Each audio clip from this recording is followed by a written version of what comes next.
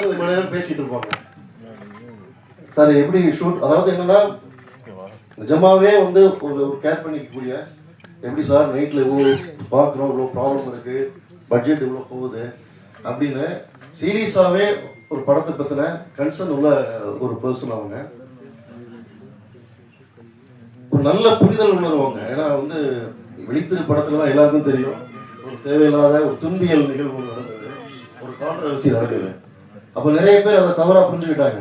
இப்போ என்கிட்ட என்னைய கூட சொன்னாங்க, என்ன சொன்னாங்கன்னா, மேடையிலேருந்து நீ எல்லாருமே சிரிச்சாங்க, மீராக்கு நீங்களும் சிரிச்சிங்க, என்ன பண்ணீங்கன்னு. ஆக்சுவலாக அன்னைக்கு நைட்டு நான் தன்ஷியாவோட பேசும்போது ஒரு குற்றணர்வோட தான் பேசினேன். இது நடந்திருக்க கூடாது, அந்த நபரோட இது வரைக்கும் நான் பேசுறதே இல்லை அந்த சம்பவத்துக்கு பிறகு.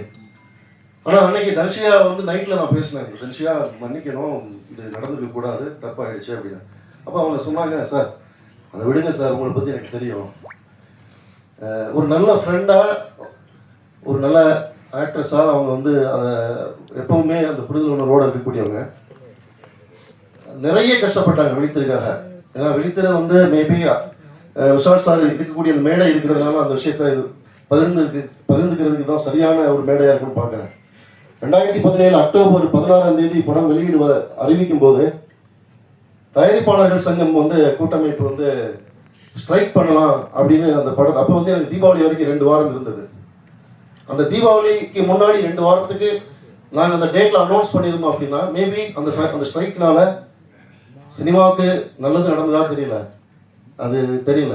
ஆனால் அதன் பிறகு நவம்பர் 3 நாங்கள் ரிலீஸ் பண்ணும்போது ஒரு பெரிய மழையில் சிக்கணும். அதில் தன்ஷிகா மாதிரியான இந்த அந்த படத்தில் கிட்டத்தட்ட எனக்கு 6 கோடி ரூபா போச்சு. ஆனால் பணம் போனதை விட பெரிய விஷயம் இல்லை, தன்ஷிகா மாதிரியான நிறைய பேரோட உழைப்பு வந்து நினைக்கும் போது ஒரு பெருமழையில் கரைஞ்சு போச்சுன்னு வருத்தப்பட்டேன்.